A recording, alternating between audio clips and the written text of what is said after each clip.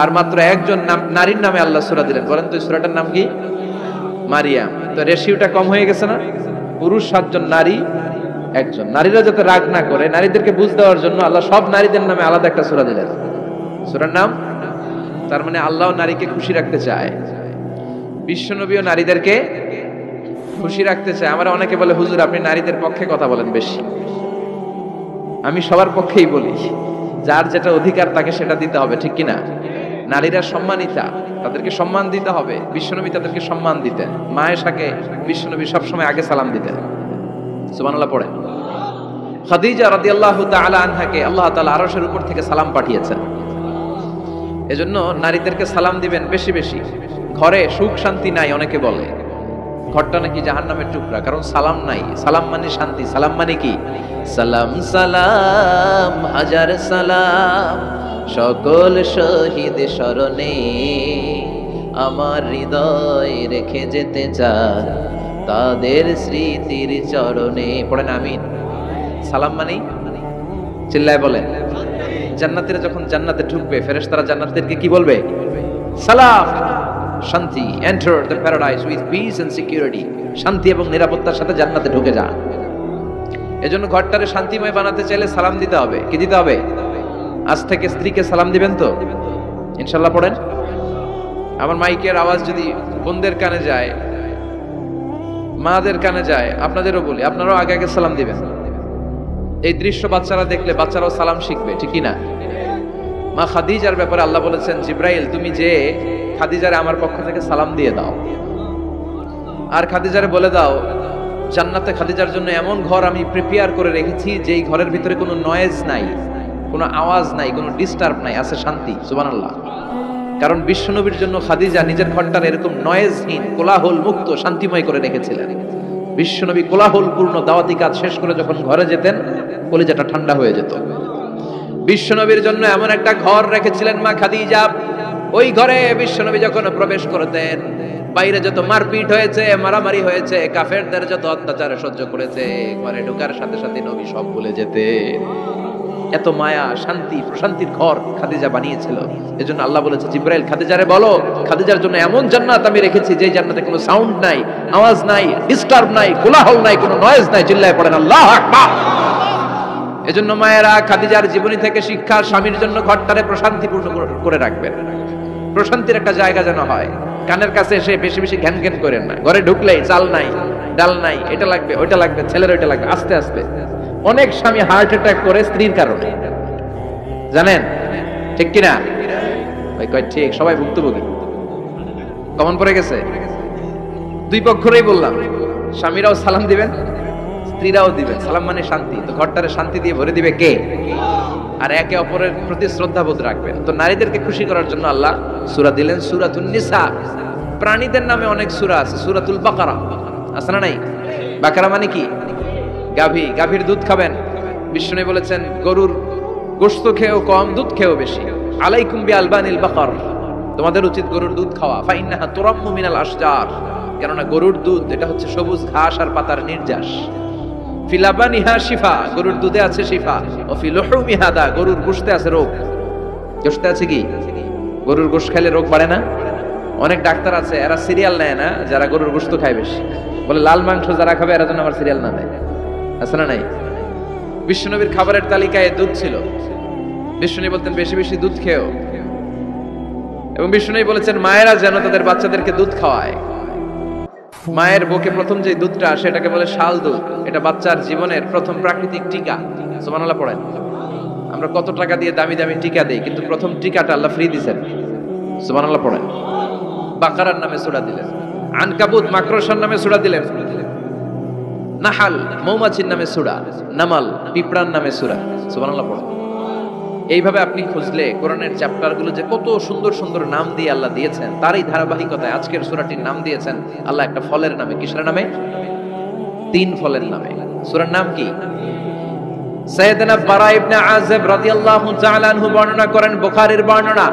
তিনি বলেন সামি'তু রাসূলুল্লাহি ইয়াকরাউ সূরাতাত তিন ফি সালাতিল ইশা। আমি বারা ইবনে আযিব রাদিয়াল্লাহু তাআলা আনহু এশার নামাজে বিশ্বনবীকে সূরাতুত তিন তেলাওয়াত করতে শুনেছি। কোন নামাজে? কোন সূরা পড়তেন? কোন নামাজে? কোন সূরা মনে থাকবে? পড়বেন তো? তিনি বলেছেন এশার নামাজে আমি বিশ্বনবীকে সূরাতুত তিন তেলাওয়াত করতে শুনেছি। ফামা সামি'তু আহসানা সাউতিন মিন সাউতি রাসূলিল্লাহ, আল্লাহর রাসূলের কণ্ঠের চাইতে এত মধুর কণ্ঠ আমার জীবনে শুনি নাই। বিশ্বনবী যখন তেলাওয়াত করতেন সাহাবাদের কলিজা ঠান্ডা হয়ে যেত। সাহাবারা মাঝে মাঝে খাবার না পেলে, ঘরে খাদ্য না থাকলে বিশ্বনবীর কাছে চলে আসতেন, এসে বিশ্বনবীর চেহারার দিকে তাকায় থাকতেন, ওনার কণ্ঠে তেলাওয়াত শুনতেন। বিশ্বনবীর তেলাওয়াত শুনলে চেহারার দিকে তাকায় থাকলে ক্ষুধার কথা তারা ভুলে যেতেন। কি কণ্ঠ ছিল বিশ্বনবী!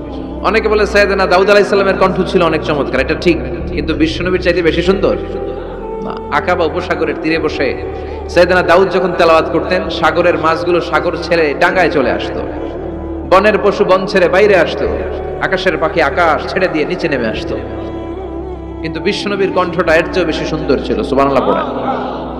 বিশ্বনবী সারাদিন যে কোরআনের আয়াতগুলো নাজিল হয়েছে, প্রত্যেক রাত্রে এশার নামাজের পর ঘরের মধ্যে বসে বসে আয়াতগুলো তেলাওয়াত করতেন।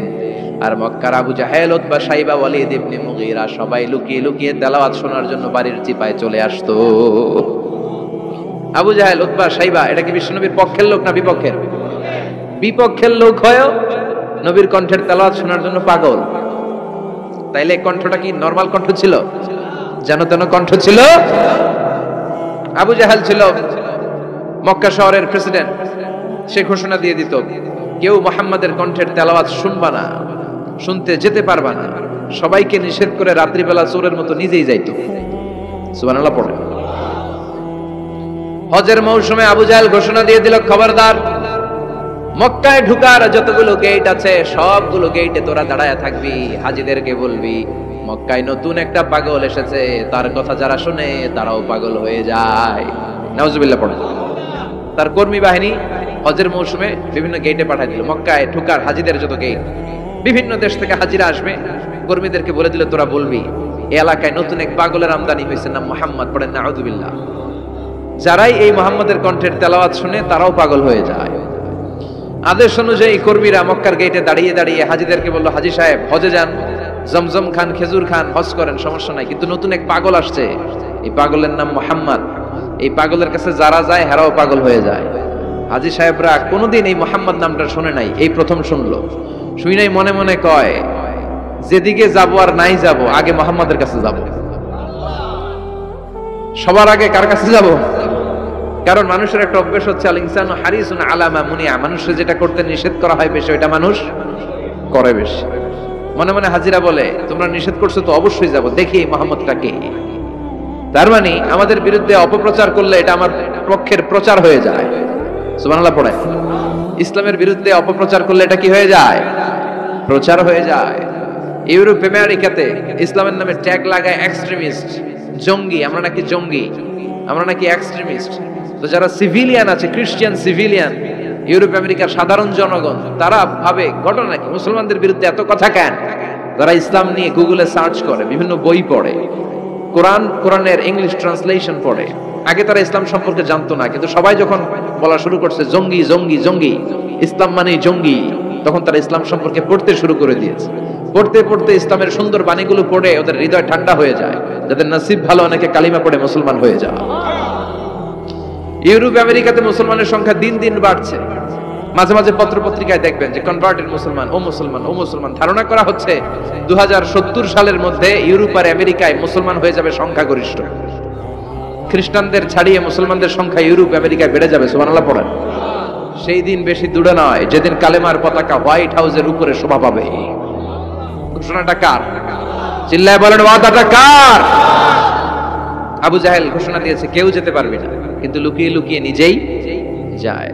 একটা নির্ধারিত সময়ে বিশ্বনবী তেলাওয়াত করতেন, আর ওই তেলাওয়াতের সময় আবু জাহেল, উতবা, শাইবা, ওয়ালিদ ইবনে মুগীরা সবাই লুকিয়ে লুকিয়ে বিশ্বনবীর ঘরের চারদিকে কান পেতে মধুর কণ্ঠের তেলাওয়াত শুনতো। ফ্রি ফ্রি আরামসে শুনতো এই তেলাওয়াত।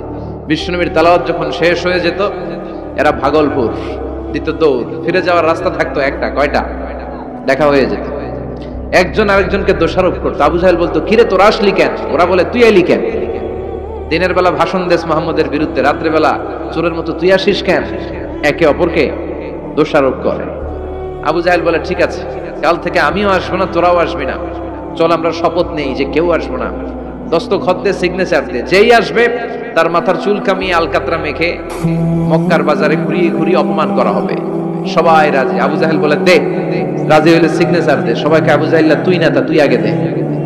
আবু জাহেল 1 নাম্বার, নাম্বার 2 উতবা, নাম্বার 3 শাইবা, সবাই সিগনেচার। কালকে কেউ যাবে না, কেউ যাবে না। দিন গড়িয়ে রাত আসে, বিশ্বনবীর যখন তেলাওয়াত করার টাইম, ওই টাইমে আবু জাহেলের তেলাওয়াত শোনার প্যারা উঠছে। যারা সিরিয়াল দেখে, সিরিয়াল দেখার প্যারা আছে না একটা, 9টায় সিরিয়াল শুরু হবে, 8:30 থেকে প্যারা ওঠে।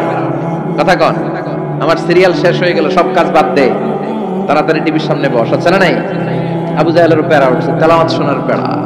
টসিং এন্ড টার্নিং, বিছানায় এপাশ ওপাশ করে আর মনে মনে ভাবে, হায় রে আর তো সময় নাই, এই তো শুরু হয়ে যাবে একটু পরে মুহাম্মদের তেলাওয়াত, না গেলে তো বড্ড মিস হয়ে যাবে। যাই আজকে যেরকম দস্তখত নিছি আর ধমক দিছি, কেউ যাবে না, আমি নিশ্চিত কেউ যাবে না, আমি একটু যাই। উতবা, শাইবা, ওয়ালিদ ইবনে মুগীরা প্রত্যেকেই প্রত্যেকের ঘর থেকে এই একই কথা ভাবছে যে আজকে তো যেই থ্রেড দিছে আবু জাহিল, আজকে কেউ যাবে না, আমি একটু যাই। সুবহানাল্লাহ পড়ো। আজকেও সবগুলো যে হাজির। বিশ্বনবী মন্ত্রমুগ্ধ করা সুরের ঝংকার তুলে তেলাওয়াত করছেন, আর সবগুলো মন্ত্রে মুগ্ধের মতো তেলাওয়াত শুনছে। বিশ্বনবীর তেলাওয়াত শেষ, সব দিছে দৌড়। ফিরে যাওয়ার রাস্তা কয়টা? আজকেও দেখা। আবু জাহেল কয়, কিরে তোরা আইলি কেন? সবাইকে আবু জাহেল তুই আইলি কেন? একে অপরকে দোষারোপ করে। এই ঘটনাটা শোনানোর উদ্দেশ্য হচ্ছে বিশ্বনবীর কণ্ঠটা যেন তেন কোনো কণ্ঠ ছিল না, এই কণ্ঠে সুরের ঝংকার ছিল, ঠিক কিনা? এজন্য সাইয়েদনা বারা ইবনে আযিব রাদিয়াল্লাহু তাআলা আনহু বুখারীর বর্ণনায় বললেন, ফামা সামি'তু আহসানা সাওতান মিন সাওতি রাসূলিল্লাহ, বিশ্বনবীর কণ্ঠের চাইতে এরকম সুরেলা কণ্ঠ আমার জীবনেও আমি শুনি নাই। আর বিশ্বনবীকে এই সূরাটা কোন নামাজে পড়তে শুনছে? পড়বেন তো আপনারা? আল্লাহ তৌফিক দান করো। এই সূরাটা আল্লাহ কসম দিয়ে শুরু করছে, কি দিয়ে? 3 ফলের কসম দিয়ে। মনে রাখবেন, মান কানা ইয়াহলিফ ফালইয়াহলিফ বিল্লাহ, যার কোনো কারণে কসম কাটতেই হয় সেজন্য আল্লাহর নামে কসম কাটে, আউলিয়া ইসমত, আর না হলে যেন চুপ থাকে। আল্লাহ ছাড়া কারো নামে কসম কাটা যাবে? কিন্তু আমাদের দেশে অনেক কিছুর নামে কসম আছে না নাই? আমরা কোরআন শরীফের নামে কসম কাটি, অনেক সময় কাবার নামে কসম কাটি, মায়ের বুকের দুধের কসম, বিদ্যার কসম কাটি না? কাটা যাবে? শিকারপুরের লোকেরা আর কি কি জিনিসের কসম কাটেন বলেন? হ্যাঁ, মায়ের কসম না, মায়ের কসম কাটা যাবে না। আর কি কি জিনিসের কসম কাটেন বলেন? আল্লাহর কসম কাটা যাবে। আর মাজারের কসম খাইছে না, মাজারের কসম কাটা যাবে। আর কিসের কসম কাটে এই দেশে? বইয়ের কসম না, বইয়ের কসম কাটা যাবে না। আর আছে? হ্যাঁ, আল্লাহ ছাড়া কারো নামে কসম কাটা যাবে, কিন্তু আল্লাহ চাইলে সবকিছুর নামে কসম কাটতে পারেন। চিল্লায় এখন সুবহানাল্লাহ। সে আল্লাহ বললেন, ওয়াত-তিনি ওয়াজ-যাইতুনি ওয়া তুরি সিনিন ওয়া হাযাল বালাদিল আমিন। তিনের কসম। কিসের কসম? 3 ফুলের কসম। এজন্য আল্লাহ বলেছেন ওয়াত-তিন। চিল্লায় বলেন, কি বলেছেন? সম্মানিত ভাইরা খেয়াল রাখবেন, কসম যখনই আল্লাহ কেটেছেন তখনই আল্লাহ ওয়াও ব্যবহার করেছেন। এটাকে বলে, এই যে এটা কিন্তু তাফসীরের আসল কথা, মনে রাখেন, ওয়াও আল কাসামিয়া, এটার বলে কসম কাটার ওয়াও। যত জায়গায় আল্লাহ কসম কেটেছেন তত জায়গায় আল্লাহ কি ব্যবহার করেছেন? চিল্লায় বলেন। আমরা অবাক হয়ে গেলে আমরা পড়ি ওয়াও, এই ওয়াও না, আমরা ওয়াও বলি না? অবাক করা জিনিস দেখলে কি বলে ছেলেবেলে? ওয়াও। এই ওয়াও নয়। এই স্টেজে রিং আসছে, মোবাইলে রিং আসলে ঝামেলা হবে। তো যত জায়গায় কসম তত জায়গায় ওয়াও। সবাই বলেন, যত জায়গায় কসম তত জায়গায়। যেমন আল্লাহ কোরআনে যুগের শপথ করেছেন, সময়ের কসম করেছেন। আল্লাহ বলেছেন ওয়াল আসর। কি বলেছেন? ওয়াও আছে না নাই? আল্লাহ পাহাড়ের কসম করেছেন, আল্লাহ বলেছেন ওয়াত-তুর। আল্লাহ ফজরের কসম করেছেন, আল্লাহ বলেছেন ওয়াল ফাজর। জিলহজের প্রথম 10 রাতের কসম করেছেন, তিনি বলেছেন ওয়ালায়ালিন আশর। জোর আর বেজোরের কসম করেছেন, তিনি কি বলেছেন? ওয়াতর। তারই ধারাবাহিকতা এখানে তিনি 3 ফলের কসম কেটেছেন, আর তিনি বলেছেন ওয়াত-তিন। চিল্লায় বলেন, তিনি কি বলেছেন? মানে 3-এর কসম। কিসের কসম? 3 ফল। ডুমুর ফলের কসম কেটেছেন, কারণ এই ফলের অনেক উপকারিতা আছে। এটা আরব বিশ্বে, আরবদের কাছে খুবই গুরুত্বপূর্ণ সুস্বাদু একটা ফল। কালো ডুমুর হয়, সাদা ডুমুর হয়। এই ডুমুর ফল খেলে ডায়াবেটিক্স রোগীদের অনেক উপকার হয়। ডায়াবেটিস আমাদের জাতীয় রোগ না? ডায়াবেটিস আছে কার কার? অনেকের আছে না? এই ডায়াবেটিস আল্লাহ ভালো করে দিবে। কি খাবেন? ডুমুর ফল খাবেন। অনেক নারীদের ইররেগুলার মেনস্ট্রুয়েশনাল পিরিয়ড হয়, অনিয়মিত অনিয়ন্ত্রিত মাসিক। এই ডুমুর ফলের সেদ্ধ করা পানি যদি খায়, তাদের মাসিক নিয়মিত হয়ে যাবে। এটার মধ্যে অনেক স্ট্রেংথ এন্ড স্ট্যামিনা আছে। আর এই ফলটা